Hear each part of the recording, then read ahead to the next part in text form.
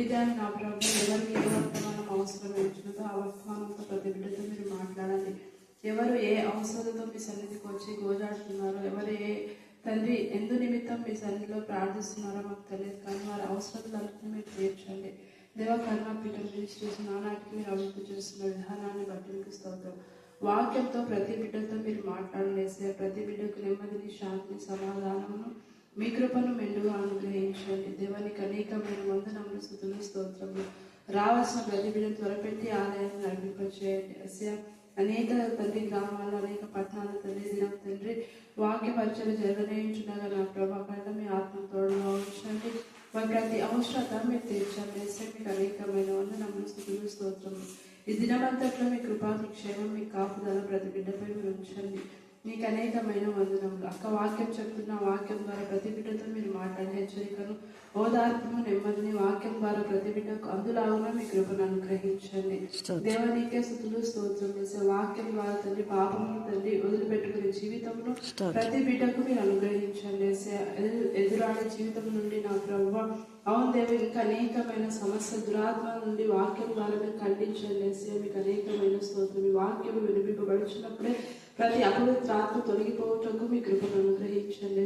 మీకు అనేకమైన వందనములు, స్తుతులు, స్తోత్రం చెల్లించుకోవచ్చు. మా ప్రయాణవంతులను క్షేమమును, భద్రతను అనుగ్రహించండి. నీకు అనేకమైన వందనములు, స్తుతులు, స్తోత్రం చెల్లించుకుని భయం కలవరం అలజడి చేస్తున్నామన్న లయపరిచి తండ్రి మంచి రిపోర్ట్ వచ్చేటప్పుడు మీ కృపను అనుగ్రహిస్తారని నమ్ముతూ మమ్మల్ని మా ఆత్మ చేతులకే సమర్పిస్తూ నజరేయుడైన యేసు నామమున అడిగి వేడుకొంచున్నాము తండ్రి. ఆమేన్, ఆమేన్, ఆమేన్. పరిశుద్ధ గ్రంథంలోని యేసు కీర్తన 36వ అధ్యాయం 5వ వచనం నుండి 12వ వరకు. ప్రభువైన యెహోవా సెలవిచ్చినదేమనగా, సంతుష్ట హృదయులై నా దేశంలో హీనంగా చూచి దోపుడు సొమ్ముగా ఉండుటకి తమకు అది స్వాస్థమని దాన్ని స్వాధీనపరచుకున్న ఎదోమీయులందరినీ బట్టి శేషించిన అన్యజనులను బట్టి నా రోషాగ్నితో యథార్థంగా మాట ఇచ్చి ఉన్నాను. కాబట్టి ఇశ్రాయేల్ దేశంను గూర్చి ప్రవచనం ఎత్తి పర్వతములతోనూ, కొండలతోనూ, వాగులతోనూ, లోయలతోనూ ఈ మాట తెలియజొప్పుము. ప్రభువైన యెహోవా సెలవిచ్చినది ఏమనగా, మీరు అన్యజనుల వలన అవమానం నొందుతురి గనుక రోషంతోనూ కోపంతోనూ నేను మాట ఇచ్చి ఉన్నాను. ప్రభువైన యెహోవా సెలవిచ్చినది ఏమనగా, మీ చుట్టూనున్న అన్యజనులు అవమానం నొందుదురని నేను ప్రమాణం చేయుచున్నాను. ఇశ్రాయేలు పర్వతములారా, ఇక కొంతకాలమునకు ఇశ్రాయేలీలకు నా జనులు వచ్చెదరు. మీరు చిరుగు పెట్టి వారి కొరకు మీ ఫలములు ఫలించుదురు. నేను మీ పక్షముననున్నాను. నేను మీ తట్టు తిరుగగా మీరు దున్నబడి విత్తబడుదురు. మీ మీద మానవ జాతిని అనగా ఇశ్రాయేలీలందరినీ విస్తరింపజేసేదను. నా పట్టణములకు నివాసులు వత్తురు. పాడైపోయిన పట్టణములు మరల కట్టబడును. మీ మీద మనుషులను, పశువులను విస్తరింపజేసేదను. అవి విస్తరించి అభివృద్ధి నొందును. పూర్వం ఉన్నట్లు మిమ్మల్ని నివాస స్థలముగా చేసి మునుపటి కంటే అధికమైన మేలు మీకు కలుగజేసెను. అప్పుడు నేను యెహోవానై ఉన్నానని మీరు తెలుసుకొందురు. మానవ జాతిని అనగా నా జనులకు ఇశ్రాయేలీలను నేను నీలో సంచారం చేయించెదను. వారు నిన్ను స్వతంత్రించుకొందురు. మీరిక మీదట వారిని పుత్రహీనులుగా చేయక వారికి స్వాస్థమవుదురు. దేవుడి లేఖన భాగం మన వెలికిలో దీవించి ఆశీర్వదించిన గాక. ఆమేన్, ఆమేన్, ఆమేన్. స్తోత్రాలు ప్రభా, స్తోత్రం తండ్రి. అయ్యా తండ్రి, గత మాసమంతయు ప్రభా మీరు కాపాడిన తండ్రి. అవునయ్యా, లోకంలో శ్రమ కలుగునన్న వాక్యానుసారణ తండ్రి, మేము లోకంలో ఉంటుండగా అయా లోకంలో కలిగే ప్రతి శ్రమ నుంచి, బాధ నుంచి, ఇబ్బంది నుంచి, ఇరుకుల నుంచి ప్రభా విడిపించి, రక్షించి, పోషించి నడిపిస్తున్న గొప్ప దేవా మీకు వందనాలయా, స్తుతులయా, స్తోత్రాలు ప్రభా, స్తోత్రం తండ్రి. అయా ఇంతవరకు నా తండ్రి ప్రార్థనలు వింటున్నావు తండ్రి. సహోదరి చేసిన ప్రార్థనలో ప్రభా వేదనతో ప్రభా రోధిస్తుండగా నా తండ్రి ఆ బిడ్డ విజ్ఞాపనను ప్రభా సాక్ష్యంగా మారుస్తూ వస్తున్న గొప్ప దేవా మీకు వందనాలు, స్తుతులు, స్తోత్రాలు ప్రభా. అవునయ్యా, లోకంలో ప్రభా అనేక మంది తల్లులు ప్రభా వారి పిల్లల ప్రవర్తన బట్టి రోధిస్తుండగా నా తండ్రి మీరు వింటున్న దేవా మీకే వందనాలు, స్తుతులు, స్తోత్రాలు ప్రభా, స్తోత్రం తండ్రి. లోకం అనే పాపం వైపు వారు ఆకర్షితులు కాకుండా ప్రభా మీ వైపు ఆకర్షించుకుని ప్రభా మీ మార్గంలో నడిపించమని ప్రార్థిస్తున్నాం తండ్రి. అయ్యా తండ్రి, ఎవరిని ప్రభా దేని చేత వారి ప్రవర్తన మార్చుకుందరు నాయన, నీ వాక్యం చేత ఉంటేనే కదా ప్రభా అయ్యా మీ వాక్యాన్ని వినటానికి, అయ్యా మీ వాక్యానుసారంగా నడవటానికి వారికి మీరే సహాయం దయచేయమని ప్రార్థిస్తున్నాం తండ్రి. అయ్యా యవనులు ప్రభా ఎంతో మంది ప్రభా అయ్యా తండ్రి ఈ లోకానుసారంగా నడుచుకుంటుండగా ప్రభా అయ్యా ఆ బిడ్డలతో మీరు మాట్లాడమని ప్రార్థిస్తున్నాం తండ్రి. వారి దుర్మార్గతను విడిచిపెట్టి నీతి న్యాయములను అనుసరించేవారు ప్రభా నీ బిడ్డలుగా అయ్యా నడుచుకోవడానికి మీరే కృప చూపించమని ప్రార్థిస్తున్నాం దేవా. యేసయ్యా మీకు వందనాలు, స్తుతులు, స్తోత్రాలు ప్రభా. చదువుకునిచిన బిడ్డలకు ప్రభా మంచి జ్ఞానము దయచేయమని ప్రార్థిస్తున్నాం తండ్రి. యేసయ్యా మీకు వందనాలు, స్తుతులు, స్తోత్రాలు ప్రభా.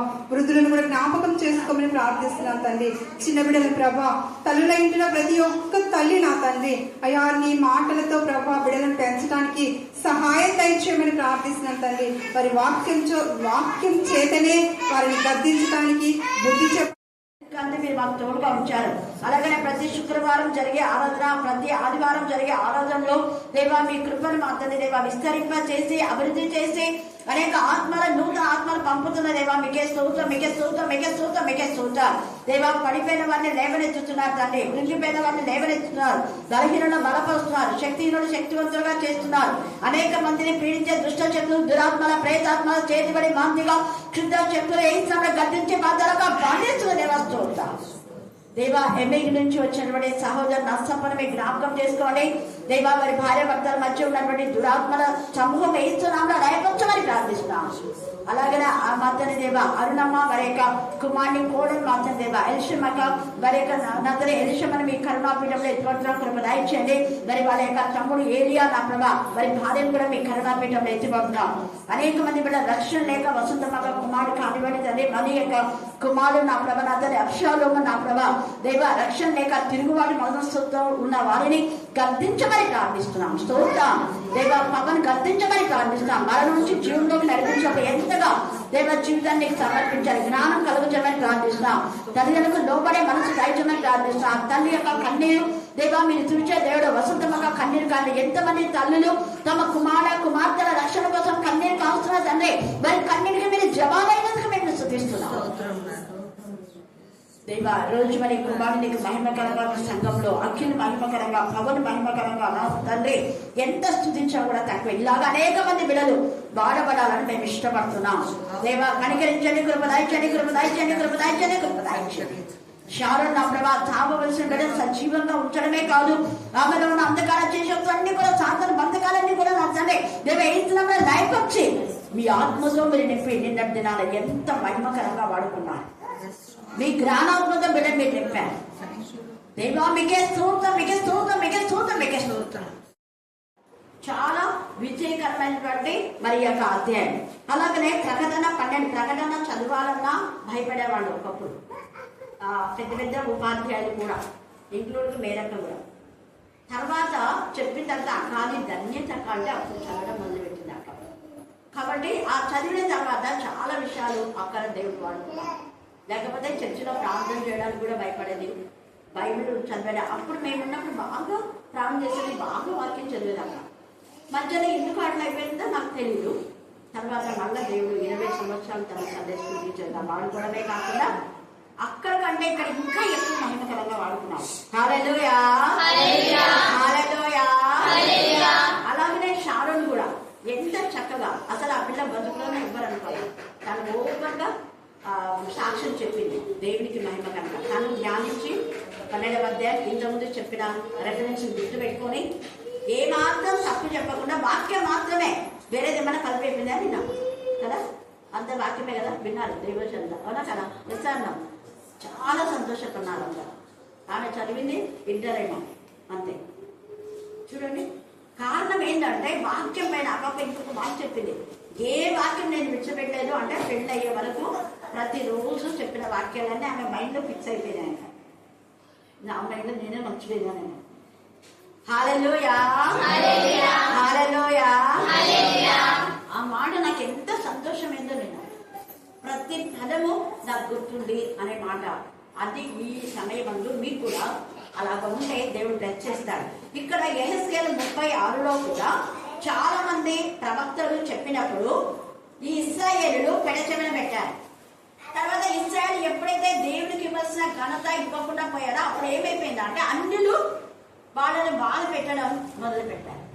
ఈ యొక్క సమయంలో మనం గుర్తించాలి, నీకు బాధ, వేదన, రోదన, శోధన వచ్చిందంటే దేవుడికి నువ్వు సరైన విధానంలో ఆనందంగా ఇవ్వవలసిన ఘనత, మహిమ, ప్రభావం ఆయనకి ఇవ్వకపోయినా, లేదా ఇవ్వవలసిన సమయం ఆయనకి ఇవ్వకపోయినా మనం సమయం ఇవ్వాలి. ఇన్ ద సేమ్ వే మనకు ఉన్నటువంటి ఆర్థిక స్థితిలో కావాల్సింది మనం దేవుడికి ఇవ్వాలి. రెండు విధాలుగా. కొంతమంది సమయం ఇస్తే మరి అర్పణ ఇవ్వరు, అర్పణ ఇస్తే సమయం ఇవ్వాలి. ఇంకొకటి ఉంది, అర్పణ అంటే కేవలం కానుకలు మాత్రమే కాదు, హృదయ అర్పణ, శరీరం సజీవ యాగంగా ప్రభువుకు సమర్పించాలి. కొంచెం కొంచెమే ఉండాలి. అలాంటి సమర్పణ ద్వారా ఆశీర్వాదాలు రావు.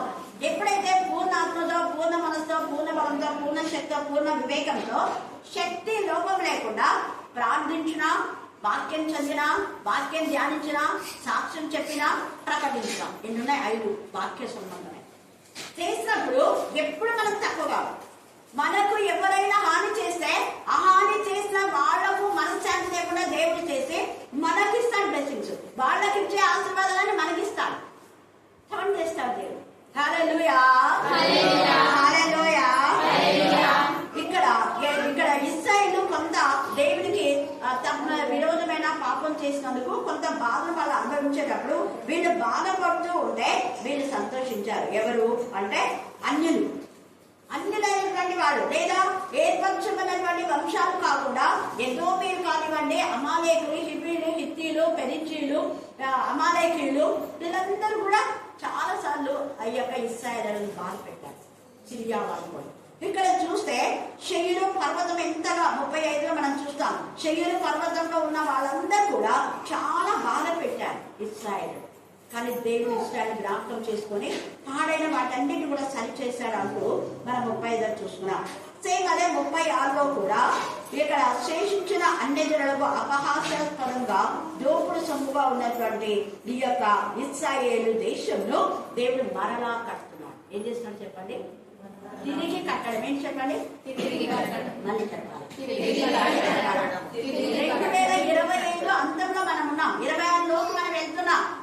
మరి యొక్క సమయంలో వాగ్దానం మనం స్వతంత్రించుకోవాలి. 25లో పడిపోయిన నీ జీవితం, సన్నగిన నీ జీవితం, విశ్వాసంలో, విధేయతలో, ప్రేమలో, పరిశుద్ధతలో ఎక్కడ పడి ఉన్నావో నీకు తెలుసు. దేవుడు నీతో మాట్లాడుతున్నప్పుడు నేరుగా స్థుతిగా దేవుడితో చెప్పే, ప్రభువా ఈ స్థితిలో నేను పడిపోయినా దేవుడు నన్ను కట్టండి. మీరు ఇచ్చారు కదా వాగ్దానం, నేను వాగ్దానం పడుతున్నాను. వాగ్దానం పెట్టి మనం ప్రార్థన చేయాలి. దేవాన్ని ఫలాన్ రోజు ఫలాన్ టైంలో 2వ టైంలో కన్నాపీఠంలో మరి 7వ తేదీ 11 నెల 25వ సంవత్సరం మీరు చెప్పారు కదా, నేను నమ్ముతున్నాను ఆ వాగ్దానం. నమ్మండి, ఖచ్చితంగా బ్లెస్ చేస్తాను. నమ్మకపోతే నిన్న శాలను అది చెప్పేది, లేచి ఇచ్చారని ఏమనేది, నీకు వచ్చినట్టుగా చెప్పు, దేవుడు మాట్లాడతాను, నువ్వు కాదు మాట్లాడేది, పెద్దలు చెప్పొద్దు, వాక్యం మాత్రమే తీసుకోవాలి. హల్లెలూయా, హల్లెలూయా. మనం ఎప్పుడైతే నమ్ముతామో దేవుడు ఆ విధానంలో మనం నడిపిస్తాం. యాక్చువల్గా సౌందర్యం కూడా చెప్తాం, కానీ దేవుడు అభివృద్ధి వాడుతాడు. ఎందుకు అంటే ఒకరు ఇంకా ఏదైనా తయారగలప్పుడు ఎవరినో ఒకరు దేవుడు తీసుకొస్తారు. ఒకరు ఇక్కడ మైనస్ అయితే వారికి 5 మందిని మనకు దేవుడు ఖర్చు చేస్తున్నాడు. ఎప్పుడు నేను ఎవరైనా మైనస్ అయినానంటే బాధపడాను. ఎందుకు మైనస్ అయితే బాధపడాను?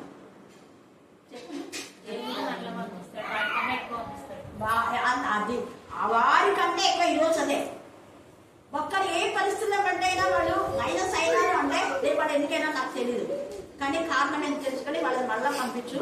వాళ్ళు వచ్చే వరకు నాకు ఇంకా ఎవరినైనా నువ్వు ప్లస్ చేస్తావు. మైనస్ ఎందుకు నా లైఫ్ లోనే నేను మైనస్. హల్లెలూయా. లైఫ్ లో మైనస్ ఏముందంటే అల్ప విశ్వాసం, అవిశ్వాసం, భయం, అలజడి, కలవరం, చెడు ఆలోచన, చెడు తలంపులు, ఇవన్నీ కూడా మైనస్. అవి మైనస్ అయినందుకు నాకు ప్రెషర్ చాలా ధైర్యం. ఒక్కదాన్నైనా ధైర్యంగా ఫేస్ చేయగల. అది ఏదైనా దేవుడితో మనం చేసిన ప్రార్థన, దేవా ఎవరు లేకపోయినా మీరు నాకు మాత్రం ఉన్నారు తప్ప ఒంటరి వారం ఎప్పుడు కాదు, దేవుని దూతలు ఉంటారు. ఇక్కడ ఇశ్రాయేలులను ఒంటరిగా చేసి అనేక మంది కాంప్లైంట్ చేసి బాధ పెట్టారు. ఎంత మంది శత్రువులు ఇక ఇశ్రాయేలు, కానీ దేవుడు వారికి తోడుగా ఉండి 5వ వచనంలో చెప్పండి. 5వ వచనం 36వ అధ్యాయం యెహెజ్కేలు 5వ వచనం. ప్రభువైన యెహోవా సెలవిచ్చినదేమనగా, సంతుష్ట హృదయులై నా దేశంలో హీనంగా చూచి గోపుడు సొమ్ముగా ఉండుటకై తమకు అది స్వాస్థ్యమని దాన్ని స్వాధీనపరచుకొని ఎదోమీయులందరినీ బట్టి గమనించాం. ఇక్కడ నా దేశం అంటాడు దేవుడు. ఈ మధ్యాహ్న కాలంలో నా సంఘంలో మీరు అన్యులు ఏలాలనుకున్నారు, సిగ్గున్నా మీకు అంటాడు. నా సంఘం ఇది, నా పిల్లలు సంఘం ఇదే. జీవం గల దేవుని సంఘం, జీవం గల దేవుని సంఘంలో జీవం కావాలని వెళ్ళాలి. జీవం గల దేవుని సంఘంలో క్రీస్తు కోసమే జీవించి క్రీస్తు కోసమే బ్రతికే వాడు మాత్రమే సంఘంలో ప్రతిదానికి నిలవగలరా, ఏదైనా చేయగలరు. కానీ అలాంటి వాళ్ళను పక్కకు పెట్టేసి అన్యులంతా వచ్చి ఆక్రమించుకోండి. ఇప్పుడు జరిగేది థర్డ్ టెంపుల్ కడితే అక్కడ దేవుని పిల్లలు ఉన్నారు. ఎవరుంటారు చెప్పండి? ఎవరుంటారు? అక్కడ తండ్రి అనే దేవుడు ఉన్నాడు. కట్టబడే ఆలయము పెద్దగా కడతారు. వాడు చాలా హంగామాలు చేసి కడతారు. అప్పుడున్న దేవుని మందిరం ఎలా కట్టిందో అలాగే కడతారు. వాడు వేషధార. కానీ కట్టే వాళ్ళు ఎలా కడతారో తెలియదు. కానీ ఉండేది మాత్రం అన్ని ఒక దేవతను అక్కడ తెచ్చి పెడతారు. తండ్రి అయిన తల్లి వాళ్ళ పరిశుద్ధాత్మల ఆలయంలో నివాసం చేయాలి. ఈ సమయంలో మనం ఆలయాన్ని చూసి మురిసిపోతుంది. ఆలయాలు ఎంత శృంగారంగా ఉన్నా అక్కడ దేవుడు ఉన్నాడు. కొన్ని ఆలయంలో ఉంటాడు. కొన్ని అంటే జీవం గల దేవుని జీవం కలిగి, పరిశుద్ధులైన దేవుని పరిశుద్ధంగా, యథార్థవంతుడైన దేవుని యథార్థవంతుగా, విశ్వాసత గల దేవుని విశ్వాసంతో, ప్రేమతో, ఆత్మతో, సత్యముతో ఆరాధించే వాళ్ళు, ఆత్మతో మనసుతో పాడేవాళ్ళు ఎక్కడుంటారో అదే దేవుని. అది గృహమైనా కావచ్చు, అది ఆలయమైనా కావచ్చు, అది నీ హృదయమైనా కావచ్చు, అది నదీ తీరం కావచ్చు, అది లోయ కావచ్చు, అది కొండ చెరువులు కావచ్చు, అది ఎడారి కావచ్చు, అది అరణ్యం కావచ్చు, అది అడవి కావచ్చు. అడవిలో క్రూరముగాలు ఉంటాయి. ఇన్ ద సేమ్ వే ఆ మృగముల నోడను మోపించి దేవుని యొక్క ప్రసన్నత అడవిలో. హల్లెలూయా, హల్లెలూయా, హల్లెలూయా, హల్లెలూయా. అనేక మంది కోయవాళ్ళ మధ్య, చెంచు ట్రైబల్స్ మధ్య, భయంకరమైనటువంటి నరహంతకుల మధ్య, టెర్రరిస్టుల మధ్య రెడ్ లైట్ ఏరియాలో వాక్యం ప్రకటిస్తున్నారు. మన వాళ్ళు ఒక సుఖంగా వచ్చి బయటకు తీసుకొని అర్ధగంట అప్పటికప్పటికి ఏదో ఒకటి చెప్పేసి జనులంతా చూసేసి, ఓ మాకు 20 మంది వచ్చినారు, 20,000 వచ్చినారు, 10,000 వచ్చినారు, 3,000 వచ్చినారే, మనం ఇక్కడ గొప్ప చెప్పుకోవడం దేవుడు చెప్తాడు. మన పక్షంగా దేవుడు సాక్ష్యం ఇస్తాడు. అందుకని ఇక్కడ వీళ్ళు అనుకుంటున్నారు, నా దేశము మీరు హీనమైనగా చేసి నా దేశంలో నా పిల్లలు ఉండకుండా మీరు స్వాస్థ్యంగా చేసుకుని అనుకుంటున్నారా? సిగ్గులేదు. నా స్వాస్థ్యంగా నా పిల్లలకే నేను ఇస్తాను. ఎంత తెరగలుగుతున్నారు. ఇప్పుడు అదే రాబోతుంది. మొత్తం ఇప్పుడు జనాభా లెక్కలంతా చూసిన ఎవరు ఏం చేశారు. తర్వాత వచ్చే జడ్జిమెంట్ ఏంటంటే క్రీస్తునందు ఉన్న వాళ్ళు మాత్రమే మందిరాలకు వెళ్ళాలి, మిగతా వాళ్ళంతా అవుట్, మిగతా వాళ్ళంతా హిందూ టెంపుల్స్కి వెళ్ళాలని ఒక నియమం ఆల్రెడీ వచ్చింది కొన్ని ప్రాంతాలలో, మీకు తెలిసింది. ఇప్పుడు వస్తా ఉంది. అందుకని సెర్చ్ చేస్తున్నారు కదా, మీకు కూడా అందరికీ చెప్పినారు. మీ యొక్క బయోడేటా ఏంటో తెలుసుకుంటున్నారా? కాల్ చేస్తున్నారా? అడుగుతున్నారు. నన్ను అడిగారు, రత్నాన్ని అడిగారు, చాలా మంది అడుగుతున్నారు. ఆధార్ కార్డులో ఏముంది, మీ సర్టిఫికేట్లో ఏముంది. ఎందుకు వచ్చింది ఇది అంటే, మొన్న అందరూ తప్పుడు సర్టిఫికేట్ తెచ్చి ఉద్యోగాలు తెచ్చుకున్నారు. బీసీసీ అంటే 64కే వస్తుంది ఉద్యోగాలని తప్పుడు సర్టిఫికేట్ తెచ్చి కొంతమంది ఉద్యోగాలు వచ్చినాయి. పోతాయి ఆ ఉద్యోగాలు. ఎందుకంటే రైట్ వేలో మనం దేవుని పనిచేస్తాం. హల్లెలూయా, హల్లెలూయా. ఉద్యోగం కోసం అటు ఇటు వెంపర్లాడడం కాదు, రైట్ వేలో వెళ్ళాలి. అందుకే ఇక్కడ దేవుడు ఒక కాలంలో ఆ యొక్క తన పిల్లలకు దేవుడు సహాయం చేస్తాడు. అందుకే అంటున్నాడు ఇక్కడ ఎదోమీయులంతా కూడా వాళ్ళు ఇలా అనుకున్నారు, అన్ని జనులు బట్టి నా రోషాగ్నే.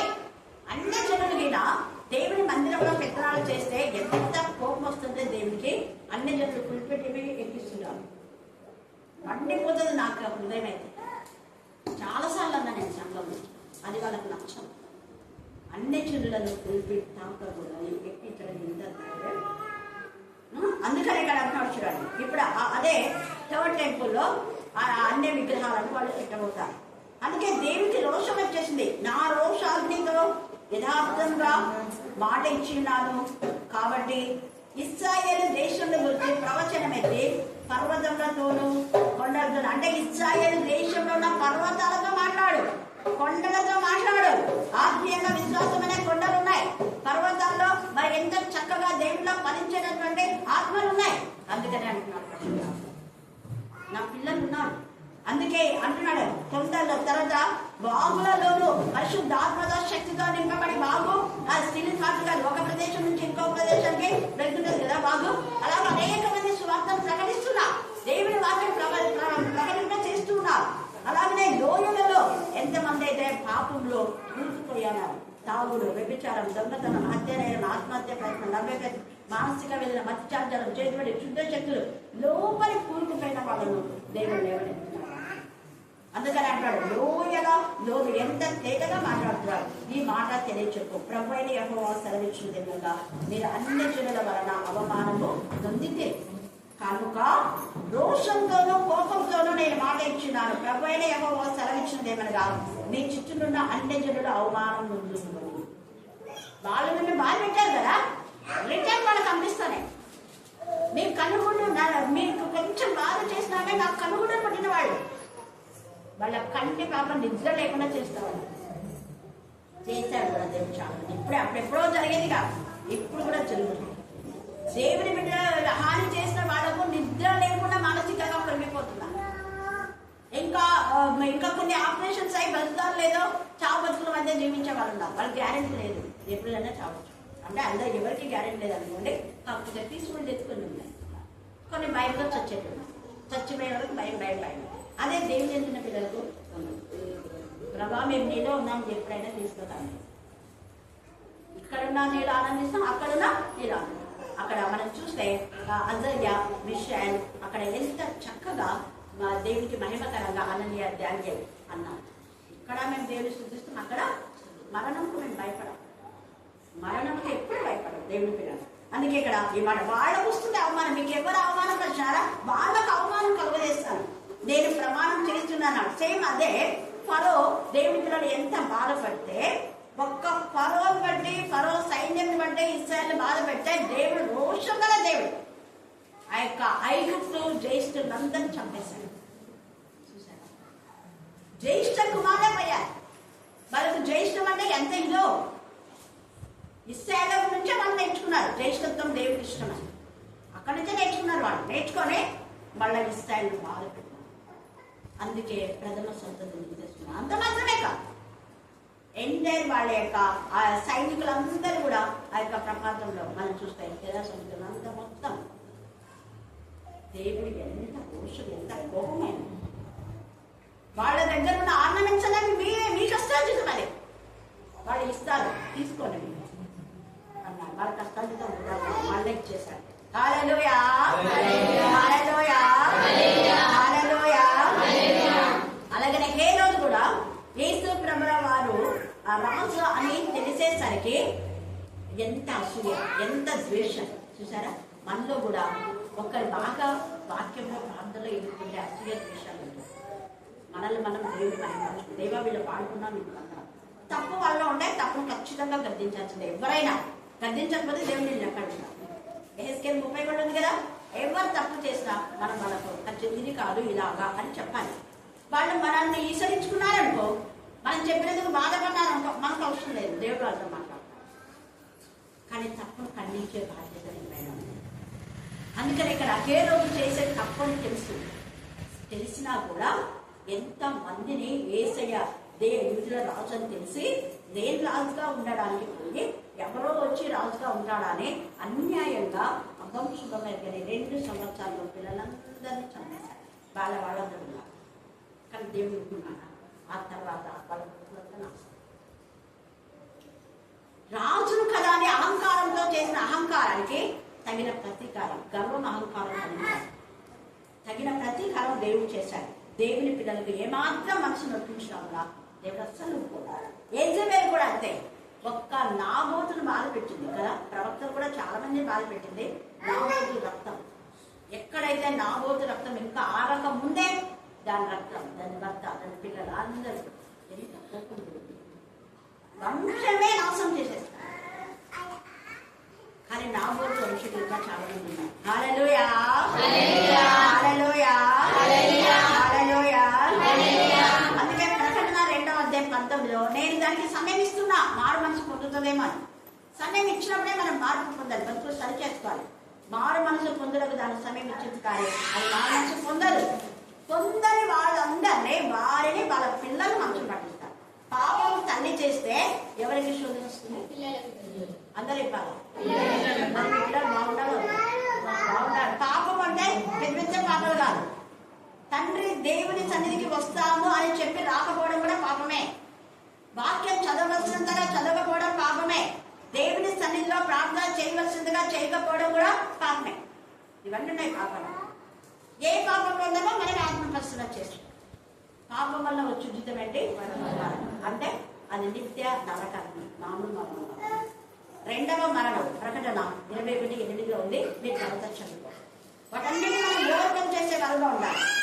అది తర్వాత యెషయా 11:1-3 చదివేటటువంటి ప్రవచనము ఇక్కడ నెరవేరుస్తున్నాడు. చదవండి. యెషయా 11:1-3.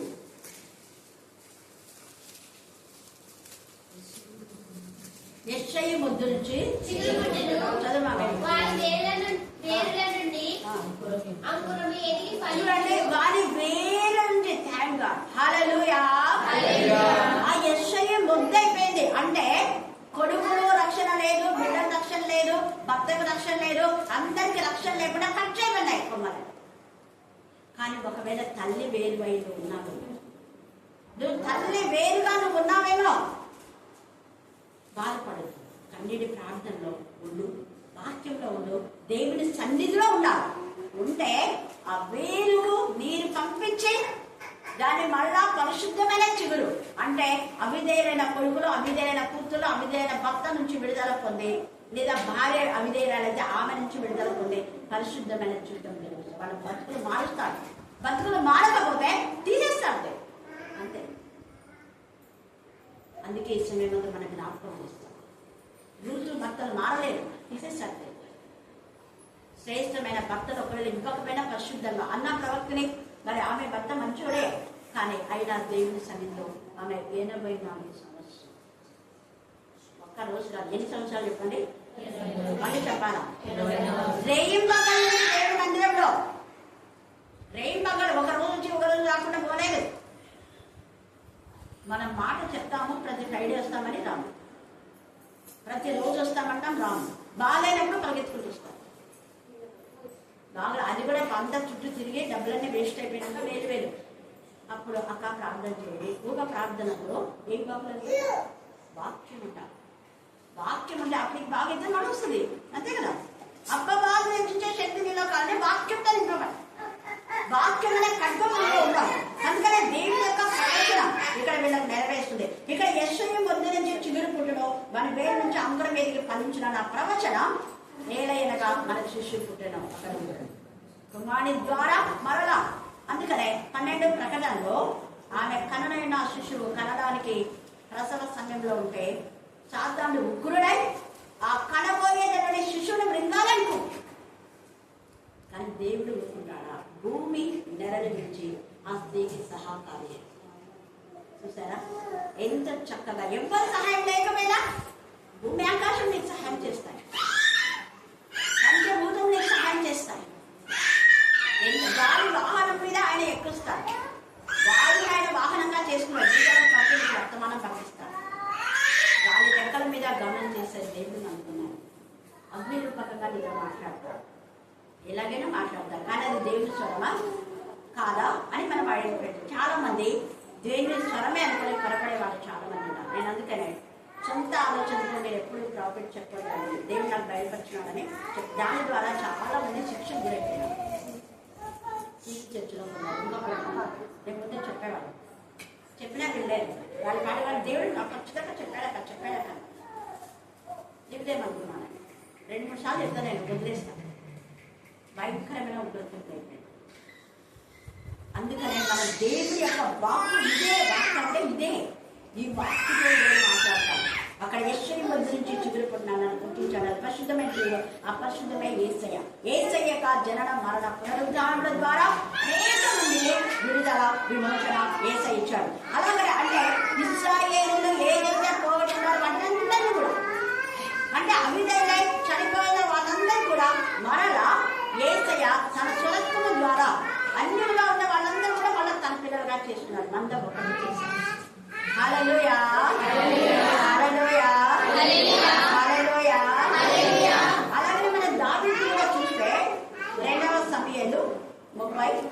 30:14 వచ్చిన చదవండి.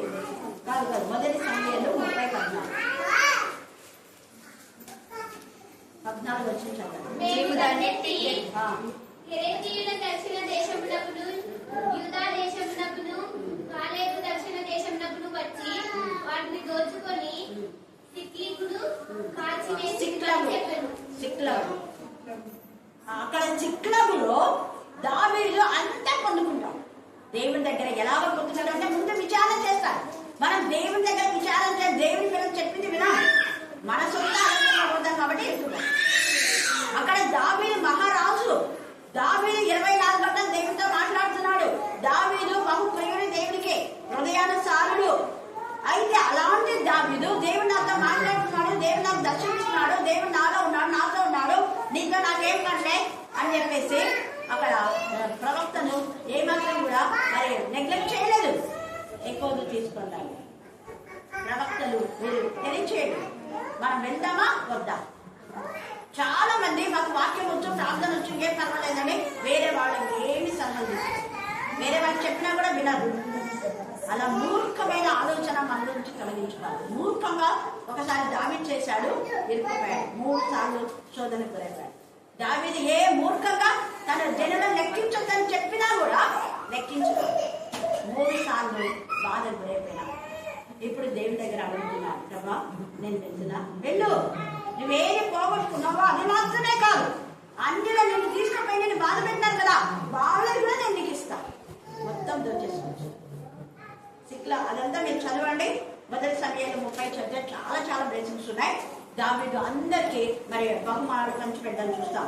అలాగనే మనం చూస్తే ఈ విధానంలో దేవుడు అక్కడ విస్తరించి అభివృద్ధి చేస్తాడు దావీదు.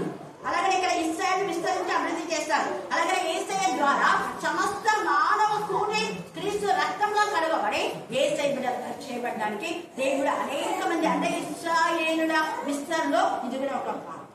ఇశ్రాయేల్ అందరూ కూడా వాళ్ళ ప్రభు మార్గంలోకి రావాల్సిందే. ఇప్పుడు ఇందులో చాలా మంది నమ్మరు, కానీ ఒక కాలం వస్తుంది వాళ్ళు కూడా నమ్మే కాదు. వాళ్ళు రెబెలియస్గా ఉన్నారు. దేవుడు వాళ్ళతో కూడా మాట్లాడతారు, మనతో ఒక్కటిగా చేస్తారు, అభివృద్ధిస్తారు.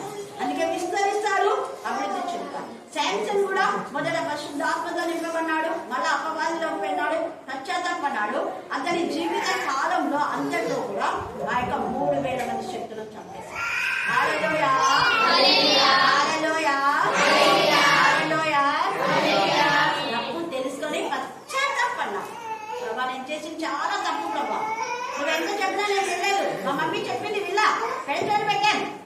మీ బిడ్డలు మీ కొడుకులు పెడచెవిన పెడితే వాళ్ళకి శాంసన్ గురించి చెప్పండి. పశ్చాత్తాపడితే మళ్ళా దేవుడి నాశనం, లేదంటే నాశనం. వాళ్ళతో కూడా నాశనమే కాదు, కానీ పశ్చాత్తాపడ్డాడు కాబట్టి శాంసన్ ఒక్కడి దేవుడి రాజ్యంలో వెళ్ళాడు, మిగతా నాశనం. ఈ సమయం అంతా మనం జ్ఞాపకం చేసుకోవాలి. అలాగనే మనం చూస్తే చాలా మంది ఇక్కడ ఇశ్రాయేలుల పైన మరి నిశ్చయంగా సిసేరా యుద్ధం ప్రకటించినప్పుడు ఎంత మంది లేరు, 2 స్త్రీలు, 1 పురుషుడు. స్త్రీల ద్వారా ఘనమైన విషయం దేవుడిస్తాడు. దెబోరా, యాయేలు. చూడండి, బారాక్ అంటాడు, దెబోరా నువ్వు వస్తే నేను వెళ్తానమ్మా అంటాడు.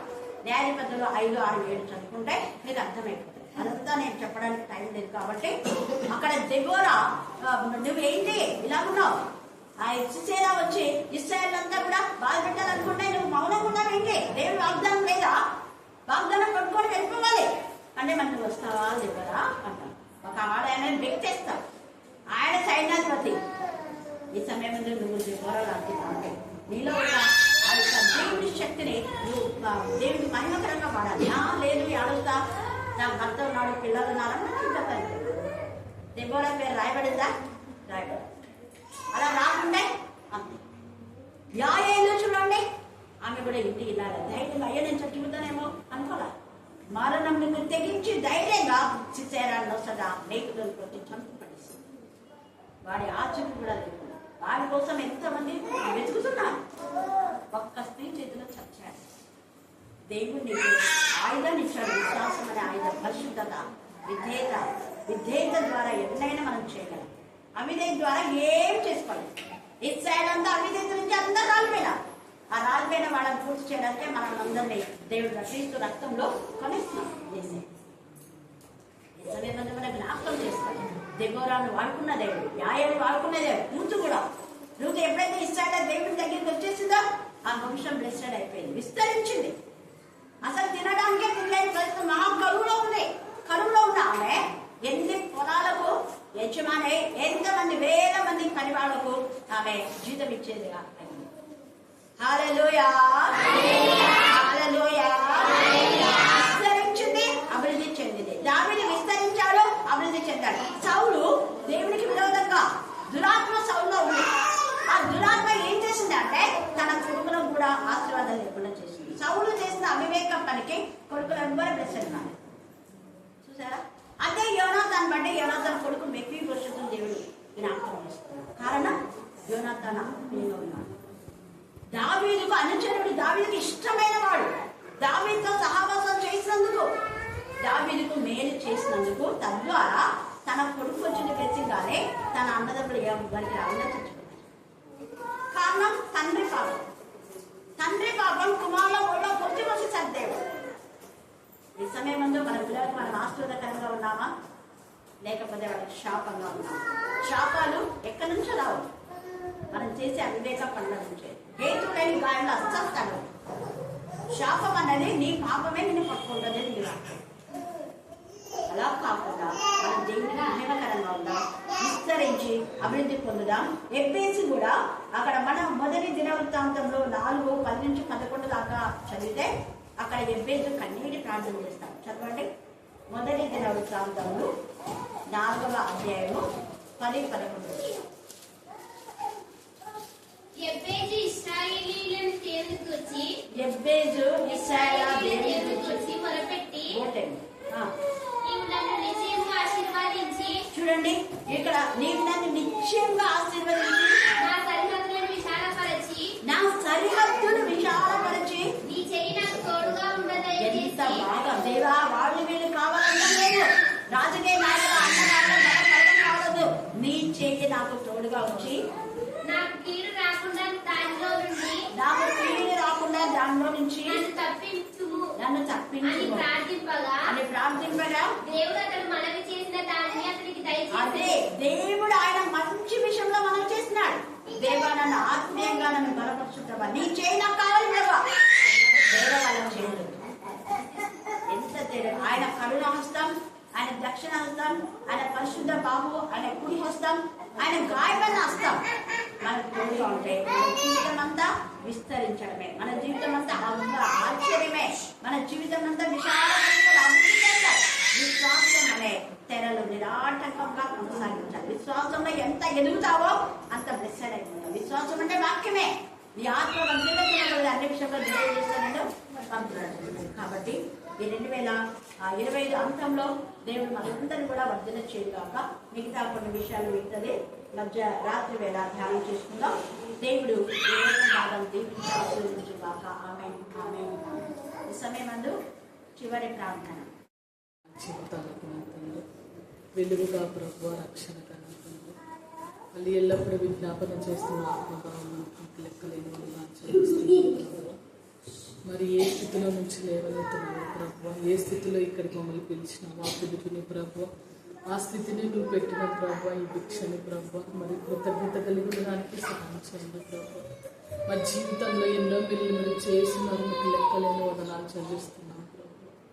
అయ్యా యెహెజ్కేలు ప్రభువా, ఇంతకు ముందు ఉన్నాము, మరి యొక్క మారు ప్రభువా నూతనంగా మాతో మాట్లాడుతున్నందుకు మీకు వందనాలు చెల్లిస్తున్నాం ప్రభువా.